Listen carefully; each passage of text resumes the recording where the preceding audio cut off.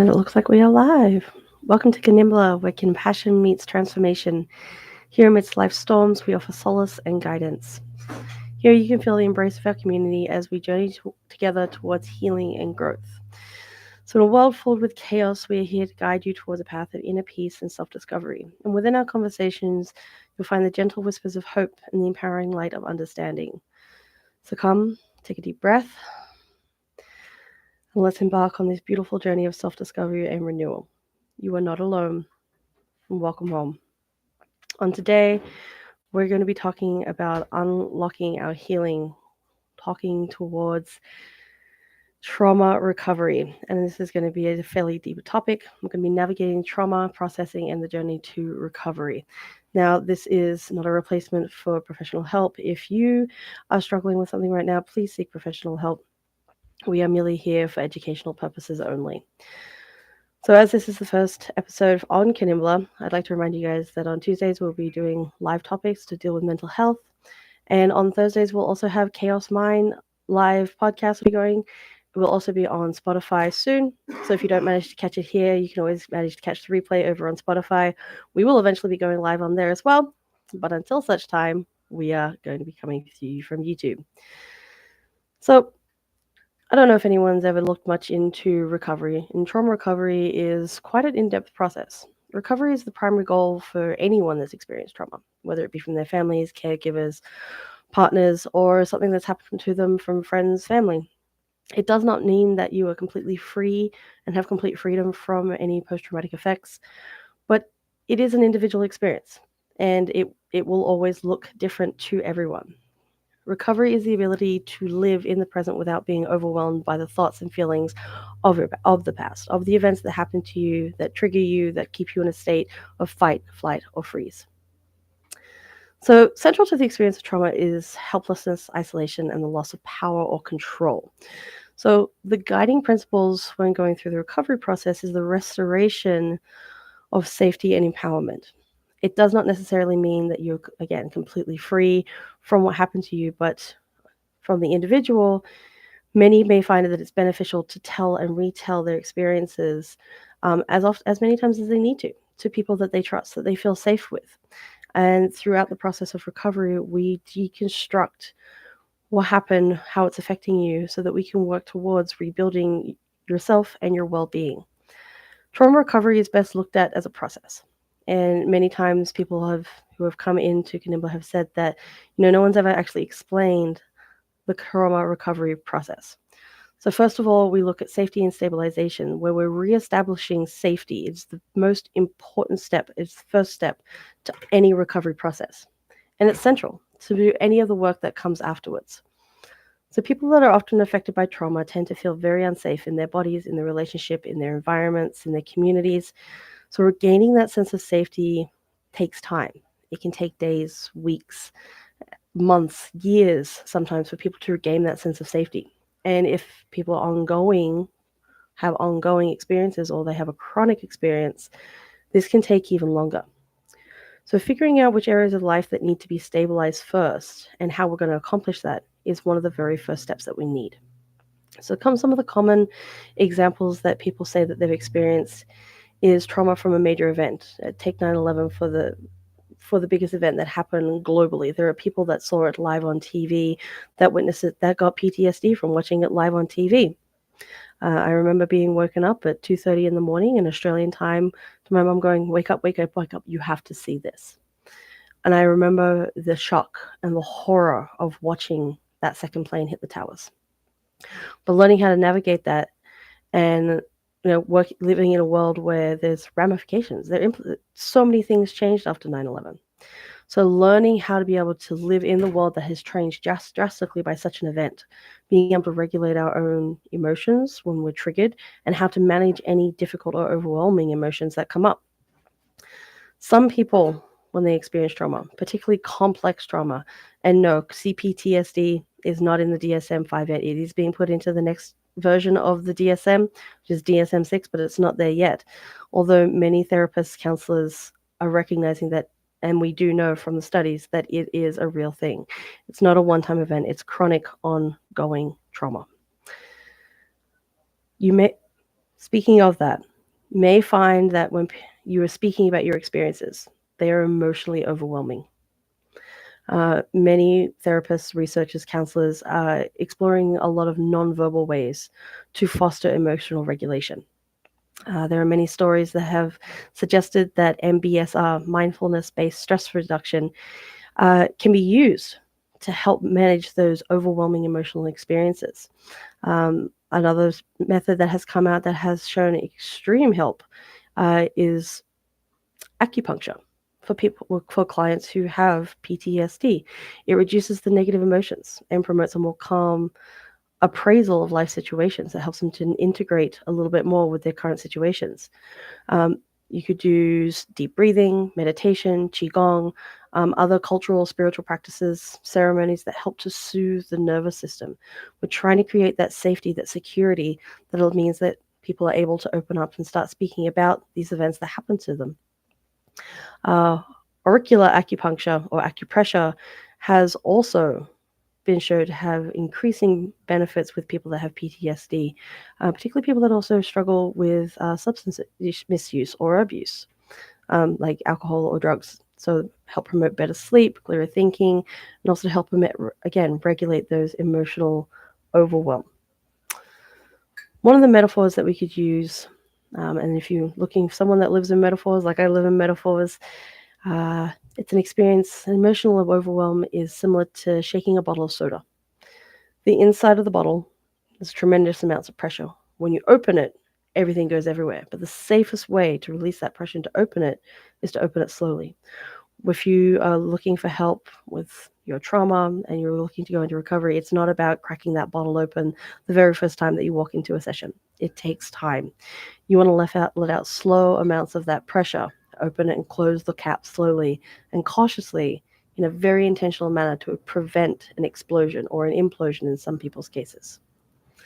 That's the first major phase or the major step in trauma recovery, is that safety and stabilization. Phase 2 is about remembrance and mourning. Now, this task shifts into the processing of what happened, putting words and emotions to the events and making it more meaningful, being able to put it into a client's or an individual's perspective. And this usually takes some time and with great care from counselors and therapists, whether it's in an individual or group session. And it's not necessarily required of anyone to spend a lot of time in this phase. It may be a 5-minute thing, may be an hour, it may take days or weeks to process through a single component of what happened. It is, however, necessary to attend to that safety and the stability during this phase. So again, please, if you're struggling with something right now, go and seek help. But if you get a counselor and therapist that's working with you through trauma, they're going to want to make sure that you're in that safety and stabilization. So if something comes up, they're going to come bring you back to a regulated state. This means that you're allowing a person who is affected by any trauma to move through this phase in a way that integrates their story back into who they are. And we're not trying to trigger that fight, flight, or freeze response out of anybody, right? We go with great care, and we tread very lightly when we're bringing things up. We're not, okay, well, what happened next and what happened next? And when you're telling your story, we're not going to tell you that you're wrong, because you're not wrong. How you experience something, how you lived it, how it reacts, how you now react, or how it now affects you in your life is personal to you. Everyone will have an individual experience.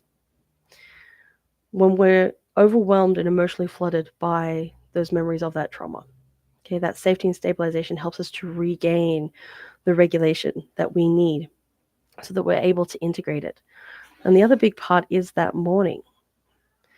It's a loss of sense of safety or security or a part of your own identity, a sense of self. There is allowed to be that mourning stage. That's a loss. The person that you were then is no longer the person that you are now. So it's important that if you are getting help, that you take the time and give yourself the compassion to actually be able to feel everything that comes up, taking care of yourself spiritually, emotionally, physically, taking care of yourself, and having a support system around you. You need to have people around you that understand that you're going through a process and that they're not going to keep wanting to bring it up for you to have to retell that story. You are allowed to set boundaries and you're allowed to say, hey, I've already told this to my therapist or to my counselor. I don't need it being brought up again and again and again. I'm working through it. But if you could just be there to support me, to understand that if something triggers me, that here's a way that I'm actually coping with it. This is one of my coping strategies, that you have people around you that can actually support you. Now, the last part that we walk through with trauma recovery, I don't say the last part because it's ongoing. It is an ongoing phase. It's now the creation of a new sense of self and a new future. How do you want your life to look like after you've reintegrated these parts of you? This is the final task. This is where you redefine yourself and the context of meaningful relationships around you. How do you fit into society? I If you've been in hermit mode, are you coming out to go start meeting people one on one? Maybe you're at the stage where you're going to start looking into some classes, or maybe you're going to meet people in a group. It's an individual process. But through this reconnection, integration phase, the trauma is no longer defining or organizing your life. It becomes integrated in your life story. And it's not the only story that defines you, though. And you see people say, yeah, you know what? This happened to me. I was in the middle of a holdup and it really affected me for quite a long time. But what I've learned is that by reintegrating it, I can go back to the stores with the same name. I can actually go out and meet new people. I'm not afraid to step out of my house. That reintegration is how we know that we're actually starting to heal and move towards our new future. This third phase or stage of the recovery is when people that have been affected by trauma recognize the impact of victimization. Right? We take it on. When something happens to us, we take it on all the time. This happened to me. This happened to me. This is what I am. I am the victim. This is how it is.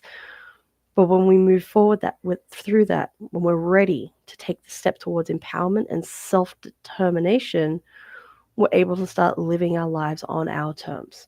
It's not just, oh, this is who I am. This is what happened to me. I am all that event is. You are so much more than the event that happened to you. In some cases, people who experience trauma, they find a mission, a purpose that they can direct their attention and energy and focus towards, which is how they're able to continue to heal and grow.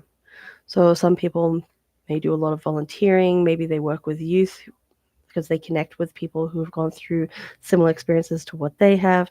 Maybe they do peer mentoring. It's completely up to the individual. Maybe some people turn around and they teach art classes, or they teach dance classes, or they teach nature classes. It's whatever brings them that joy that they're able to reconnect with the current and build the future around. Successful resolution of the effects of trauma is a powerful transformation. It's also a testament to the resilience of human spirit, that even though things can happen to us, we can go through the worst of the worst, whether you call it the dark periods, however you want to explain it to yourself or to other people. The recovery is an individual process, and it will look different for everyone. There's an intense desire to feel well quickly. I want to get it over and done with. I want to do it. I want to do it. I got to get it done right now. But often it takes time. It can go very quickly for some people who are ready to actually, walk through this process. But then some, like I said before, can take years, months, years to actually walk through a process. The recovery process from trauma is not defined by the complete absence of thoughts or feelings about the traumatic experience that you had, about the event that changed your life, changed who you were.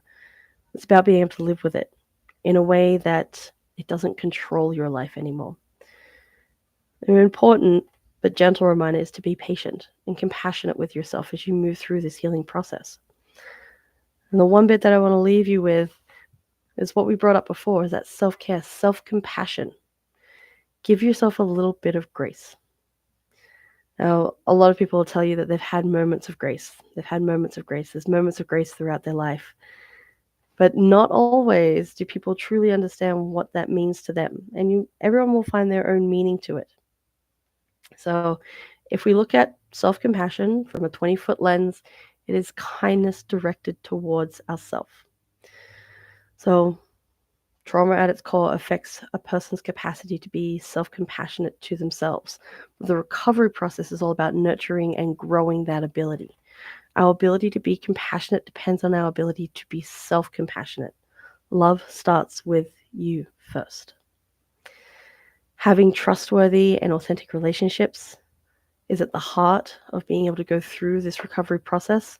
The relationship that we have with ourselves is also crucial. How we think about ourselves, what we say about ourselves, how we act towards ourselves. Treating ourselves kindly can be quite foreign, particularly for a lot of people who are people pleasers. So give yourself a little bit of slack. You went through something, and that's okay that you went through something. If you have one person that you can talk to without judgment, without bias, without them trying to fix the problem, just to truly sit down and listen, then that is how you start. We don't make excuses for ourselves. We're not encouraging self-pity. We use our best judgment, our critical judgment, to understand that these events had an effect on us. Having that self-compassion is also linked to having, not having less, but lessening the effects of anxiety and depression, particularly around traumatic events. Some people are naturally kinder to themselves and can step outside of themselves and also society's endless quest for perfection. They're able to have that kindness towards themselves. But not everybody does. A person that is capable of self-compassion knows that they're not being singled out because of their periods of struggle or unhappiness. We are creatures who are having a human experience. We all experience difficulties from time to time by the fact that we were born. We are but allowing ourselves to experience loving kindness, not as an idea, but as a true felt sense, truly feeling that loving kindness for ourselves. We're able to address difficulties directly. We learn from them, and where possible, we take wise action to change them. And we're also able to set ourselves up so that when similar difficulties come our way, we know how to handle them. Self-compassion softens our hearts and our minds in the midst of trouble.